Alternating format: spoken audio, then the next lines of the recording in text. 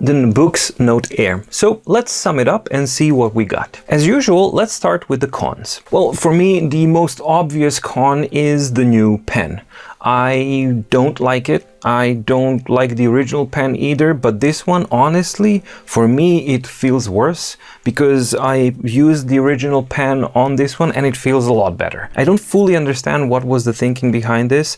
The only thing that I can get is the level of precision that this type of pen gives you, which is undeniable. So you can get way more fine, precise type of work done with this one, like a true fine liner, and combined with the gliding and low resistance that you get, then that definitely is something to keep in mind. However, for default writing type of things and any semblance of papery type of feel, just forget about it with this pen. There's no way, there's nothing you can do to make it feel like that, simply because this tip is hard plastic and it's super fine and kind of small contact surface, which glides really easily. So that's the biggest con as far as I'm concerned regarding this device. The second, closely related, is also the magnets themselves. So while we now do have the magnets here, as I've shown, I mean, when you have the flipbook cover, the situation is a lot better because it's actually held back by this little part of the flipbook cover. So much so that the regular Remarkable 2 pen that I use, the one that constantly kind of falls over, now is okay, but as soon as I start shaking, it will fall off. So this is definitely not the optimal experience that I'm looking for, especially not for the price point, because it is a pricey device, and at that price and at this style as well, which is made really excellent style, I don't understand why this wasn't solved in a better way. Hopefully, maybe, just maybe, Boox might decide to come up with a different pen, higher quality pen with better magnets, with not a flat surface here, with an indentation, basically a pen that should accompany Note Air, and that maybe we can buy it and it has a felt tip and all these kinds of things, and that it actually sticks to the device properly. I would be on board with that. I would be on board with that if the price is reasonable and normal. I would definitely be on board with that, because then it would be a complete package. Right now, with the pen and the magnets, for me, that combined is the biggest negative point of this one, because it kind of makes it almost a necessity to buy a separate pen, which leads me to the other con, which is like combined price. Note Air costs $464. I got it for way less because I pre-ordered when they had that pre-order deal, so I got it for less, but the full price now is $463. And that's a lot. That's an investment. Now, you get a lot of value with this one. However, the pen, yeah, even though it's redesigned, it just doesn't work. And as such, you have to account for at least another, let's say, in total, maybe $40 for a decent pen.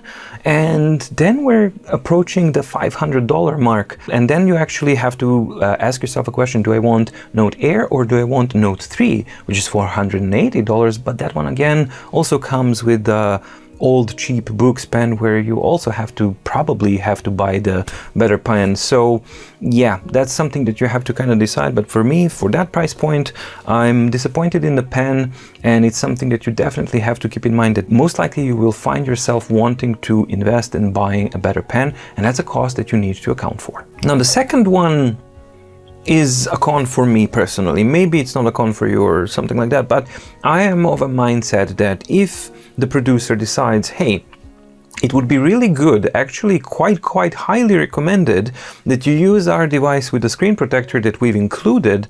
However, everybody knows at this point that these screen protectors are virtually impossible to apply air bubble free in home environment, non-lab environments. Why isn't the device shipped with the screen protector pre-applied?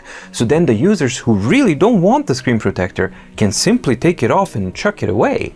I mean, that's far easier to do than to apply this in your home environment air bubble free. It's virtually impossible. And it's not as if the screen protector is irrelevant, not at all. It's minute, but it does improve writing experience and it does diffuse the reflectivity a tiny little bit. Nothing super drastic, but you know, if you can have a little plus, why not have it? Well, in this case, I don't want to have that little plus because I get that very big minus with it, which is the air bubbles. And then you get this conundrum, if only it had came pre-applied, factory pre-applied screensaver. I understand that that would increase the manufacturing and shipping costs, because then they would have to deal with what we have to deal with, but it just doesn't make sense. Again, for the price point, I'm not okay with that. This is something that should be changed. Either Boox should issue like a detailed guide that will help us users to use this properly, or start pre-applying it in the factory so that we get the device the way they intended it to be used. This way, this kind of sucks. For me, it's not a cool thing. Another con that can be associated, for me it's not a big one, but it's something that I really want to mention, and that's the reflectivity of the screen. Now, let's try and get this to see, where's the light? There we go. So here's again that light, and as you can see, the diffusion is fine. I don't have a problem with the diffusion, but it's a glass. It's proper glass, matte glass, but it's glass. So the intensity of the reflection or the reflected image is going to be a little bit higher than on any plastic surface. And that's just the physics of it. So that's something that you have to keep in mind. With that said, I haven't run into a situation where that was a problem, because the front light is there and you can always nudge it just even like a 1/4, 1/5 of the intensity, and yeah, any issue that you may have had with the reflections is simply gone. So, and you don't have a glare or anything, it's just simply a brighter paper, and that's, for me, that works. Alright, now for the pros, and there's plenty of them. To begin with, I am a huge fan of the design, how it's been designed, the style of it. I really, really love the style of it. I'm growing to love the colors, the blue and the orange that's used, and it's not overused at all. It's just a couple of details and those little stripes. It really works for me very, very nicely. Is it elegant? Yeah, but it's kind of like in your face. So Remarkable 2, for example, is way more elegant as far as that goes, very subdued and kind of professional and all that kind of things. This is also professional, but it's a little bit more fun as far as the design goes. And if that's a thing for you, it definitely is for me, and it makes me a little bit more happy. When I'm encountering these kind of colors and this kind of design, which is a little bit more playful and fun, that's something that resonates with me, and I personally like it a little bit more than the Remarkable 2. It's the same quality of the build design and everything else. It's very, very similar. It's just, I think, personal preference. And for me personally, this one tickles me a little bit more fun, and I just want to go hee hee hee. Now here's the big pro as far as I'm concerned, and this one is the one that would make it or break it for me and probably for others, and that's the writing experience. When I first tried it, when I first got the device and I first tried it with the default pen, I was actually, my heart sank a little bit, simply because it was so glassy, so glidey, and all of these kinds of things. It was just like, oh no, that's something that I'm not gonna be okay with. It's not pleasant. However, what I did not expect was just how different the writing experience is when you use a felt tip, higher quality pen or nib itself. Then it's transformed completely, and if you so choose and you are inclined, you can also apply the screen protector. It's not a huge difference, it's a tiny one, but it is there. Not something that makes it or breaks it. For me, the thing that makes it or breaks it is the use of a felt tip high quality pen.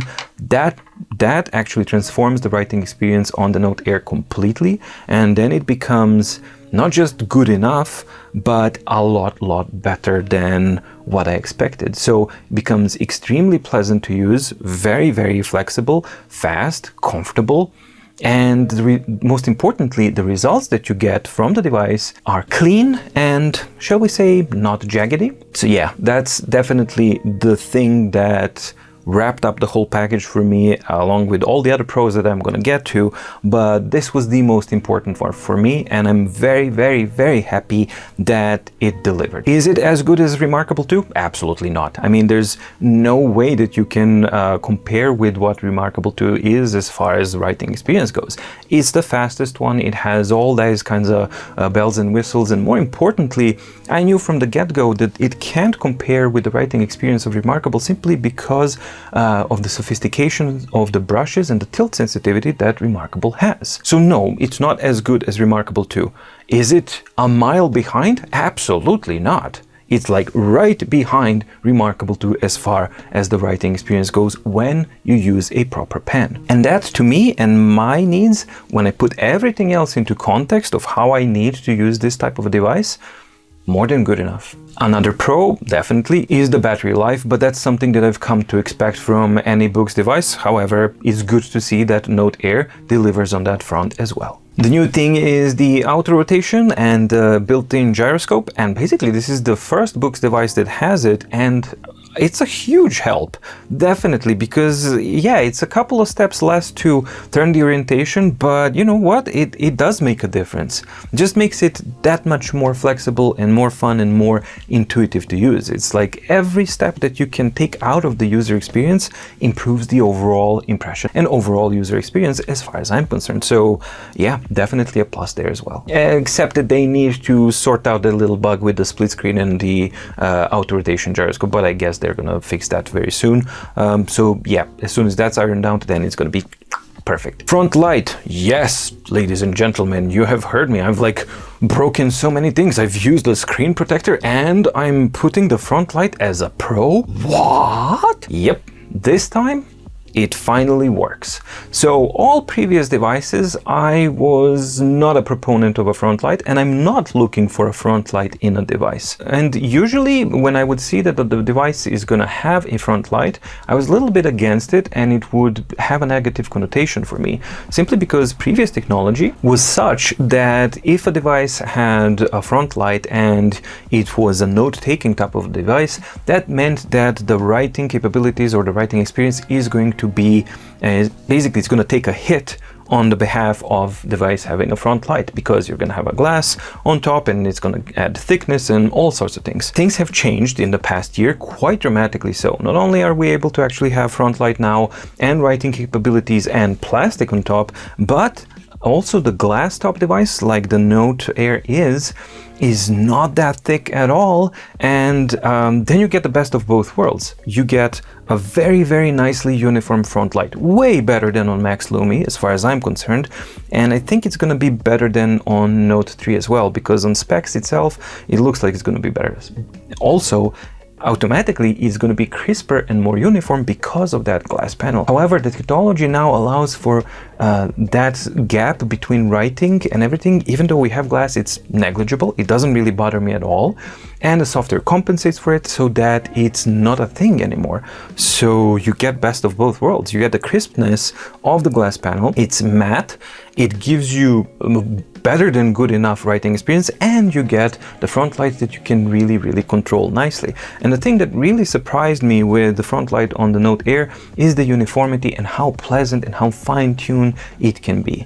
It wasn't that much of a case on Max Lumi, and as I mentioned, it's there, but yeah, there was also some color bleed and stuff. It's not a big deal at all, but when I compare them directly, I have to say that Note Air most definitely has a much more pleasant and more uniform front light than Max Lumi or any other previous Boox device that I've actually used. As I mentioned in the design and everything, this stripe here and the equal bezel size, and the thinness and the quality of the design and everything like that, the ergonomics of the device itself, makes it very, very comfortable to use. For me personally, I don't find it too heavy. Some people may, really is an individual type of thing. So yeah, try out an equal weight and see if that's heavy for you or not before you buy it, so that you know if you will consider it heavy or not. I don't. I find it very, very comfortable to use, and I find myself using it in one hand very, very often. So yeah, for me, ergonomics of the device, definitely a plus as well. And because of the auto rotation and because of the customizability and the flexibility of the OS, the ergonomics for right-handed and left-handed people, it works the same. Because if you're left-handed, all you need to do is simply flip it around and everything works. And then you just write however you want it, which is pretty sweet. Then, of course, is the big one for me at least, which is customizability, flexibility, and versatility of the device. You can cast the screen like I've shown on Max Lumi. You can do the same with the Note Air. This time I was actually able to hook up on the PC as well, so I used it for my work as well. You can cast using the Space Desk or any other app that works and is compatible with Android and the OS that you're using. You can cast the screen from your computer onto it, though at 10.3 inch, I'm not sure how usable that is. It's not something that I would use, but casting the screen from it onto other devices, that definitely works, and screencast works. By the way, the problem for me previously was the firewall. So once I actually figured out the firewall and configured it to actually allow these things, then the Connect and screencasting works now for my phone and any device, including the Note Air. That whole package, the customizability, I can add my templates easily, that I can grab a screenshot from the book, put it as a template into my notebook, and then just start drawing over it in a matter of seconds, everything within the device. That I can have dictionaries, I can have many documents open, I can load a 10,800 page document, I can download stuff, I can use email, I can do all of these kinds of things.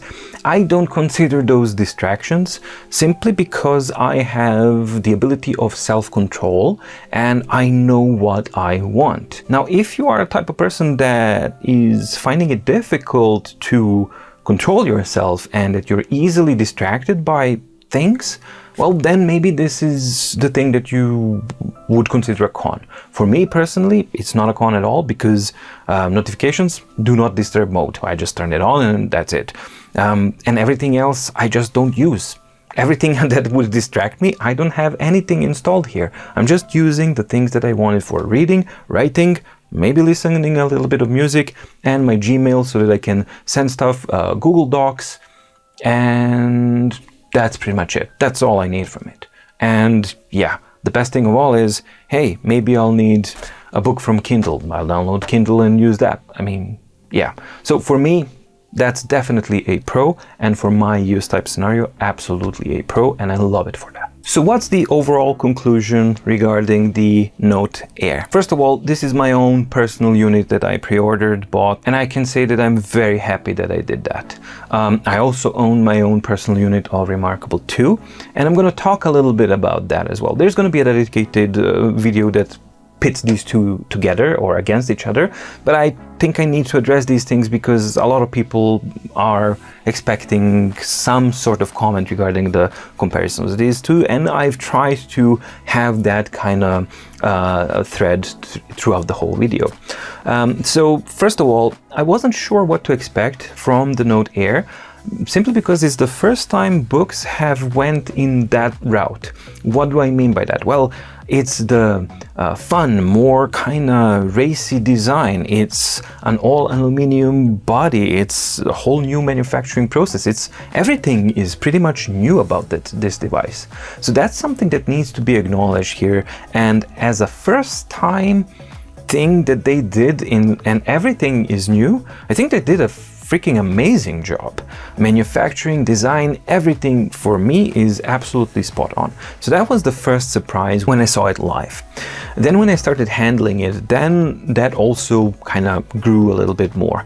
And I really like that they stepped outside of their comfort zone. Now, the pen, obviously they have some issues with understanding and designing a good pen. However, I would much rather have an excellent device, design, manufacturing, and everything, and a suboptimal pen, because it's much easier to buy a better pen than you buy a device that turns out to be but it has an amazing pen. So yeah, for that, it's a much better thing. However, yeah, there's still quite a bit of work done as far as the pen department goes. I think they have some ways to go. As an all-rounder device, e-ink type of device, I think that this is one of the best 10.3-inch e-ink tablets there are at the moment. Maybe Note 3 is going to be a direct competitor, price-wise and spec-wise and everything, and we're gonna have to see when I compare these two. However, as it is now, for now, without me having the ability to test Note 3 yet, but it is coming, yeah, it's definitely one of the best 10.3 e-inch all-rounder type of devices. I didn't expect it to be that good as far as writing experience goes. I did not expect it to be such a gigantic change when you change the to a felt tip because of the screen and everything else, that it becomes so comfortable, that it's so quick, that it's so crisp, and that it's basically so enjoyable to use. So yeah, definitely a huge surprise as far as the writing experience goes. Big positive surprise as far as I'm concerned. I liked pretty much everything about it, and what happened was that it very quickly edged out all other e-ink devices that I use in my daily personal and professional work routine, almost all. Since the discovery of the jagged lines issue on the Remarkable 2 that I've talked about and I've shown, for my personal uses, it happened kind of like at the same time. I discovered the jagged lines, the problems and everything else, and at the same time the Note Air kind of arrived and I started using it. So what naturally happened here, for me at least, is that unfortunately, because of that issue, I stopped reaching out for my Remarkable 2, and instead I reach out, and actually I carry this guy everywhere, to every room and everywhere where I'm around for work and all these kinds of things. But more importantly, I actually use it for doodling and drawing and everything else because it's very enjoyable and very flexible. As I said, the writing experience may not be as good as the Remarkable 2. That's of course not, because of the sophistication of the brushes and the latency speed and the plastic top that Remarkable 2 has. However, when Note Air is coupled with a proper pen, it provides for not just good enough, but way more than good enough writing experience. And herein lies the problem for the Remarkable 2 as far as I'm concerned. If Remarkable 2 is A experience as grading, I would grade Note Air with a proper pen, I would grade it as B+. With the default pen, I would grade it as C-. That's how big of a difference it is. I mean, it's really kind of imperative that you get a proper pen. And any pen with a soft felt tip will work. We're gonna do that at a later point because I think it's kind of important to see which one pairs best with the Note Air. However, when I combine very good plus writing experience on the Note Air with the versatility and the flexibility and everything else that it brings to the table, I find it really hard to go back to Remarkable 2, and that makes me a little bit sad. I love Remarkable 2, I still love it a lot, and I also still try to use it daily because I don't want it to be completely edged out by the Note Air. Note Air has a bit of a tough road to climb here as far as I'm concerned, because I do have an emotional bond with the Remarkable 2. I love that device. But as much as I love it, what's happening is I grab it and I enjoy the design. I enjoy the magnificent achievement they made with that hardware design and the build quality and all of these kinds of things. And the manufacturing and everything. It's just like wow. And then I start using it and I hit a wall. And I hit another wall, this wall, in this wall, and this wall.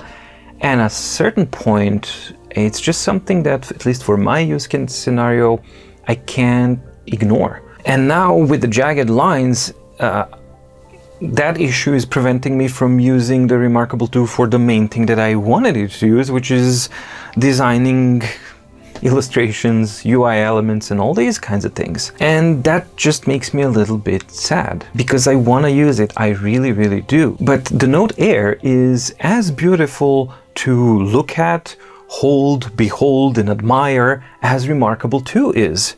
And a little bit more playful, for me at least, with the colors and all that kind of stuff. However, when I start using the Note Air, instead of running into walls, I get a different problem. I keep running out of time because I just keep writing on it, doodling on it, drawing on it, reading on it, and I enjoy every moment of it. And it's a very conflicting situation for me personally, because yeah, maybe, hopefully you guys understand what makes me feel a little bit sad, because I don't want not to use the Remarkable 2, but with this guy around, I really am struggling to find a reason why to use the Remarkable 2. Of course, that's for my personal needs, so you need to be the judge of what works best for you. For me personally, that's the situation how it is at the moment. So for me, Note Air is exactly what I hoped it would be. It's an excellent device. It's not flawless. It has its flaws, as I described and as we talked about it, but none of those deter me or prevent me from doing what I need to do on it work-wise, or from what I want to do on it when I use it in my own personal time. So it's all that I wanted it to be, so much so that it has replaced almost every other e-ink device that I'm using in my daily professional and personal routines. All except the QuirkLogic Papier, which is basically a device that's in a category of its own as far as work-related functionalities go. But more on that will be covered in the soon-to-come QuirkLogic Papier in-depth review. Note Air, is it the perfect device? No, but it fits my needs pretty much almost perfectly, and it's so good in fact that I am willing to compensate for the shortcomings, such as trying to find which pen works best with it, trying to bother with the screen protector one more time and see if I can get it bubble free, and trying to solve this magnets issue or the slipperiness issue and all these kinds of things, because it does everything so well that it inspires me to want to overcome these small things, because I can. These are things that you can overcome. The jagged lines issue on the Remarkable 2, I can't overcome that. And yeah, so enough about Remarkable 2. As far as Note Air goes, I absolutely love it. I hope that you find the content useful. Please don't forget that I will be preparing a dedicated set of videos and a playlist which is going to be a guide for the Boox platform. So that's the reason why I didn't go into details in the reader, into the notebook functionalities and all that kind of stuff, because everything is exactly the same as it is in MaxLumi. So if you are interested in that, just go check out those dedicated videos for MaxLumi and you'll have the exact same experience. However, in the meantime, because I'm also going to get the Note 3, Nova 3 and the Poke 3 as well review devices soon, then in order to not repeat myself, I decided, okay, I'm just going to make a dedicated section here as a guide for the Boox platform so that I can keep the reviews more focused and more centralized around each individual device, so that we can address those things a little bit more coherently. I hope that that makes sense. I hope that you enjoyed the video, and thank you so much for watching.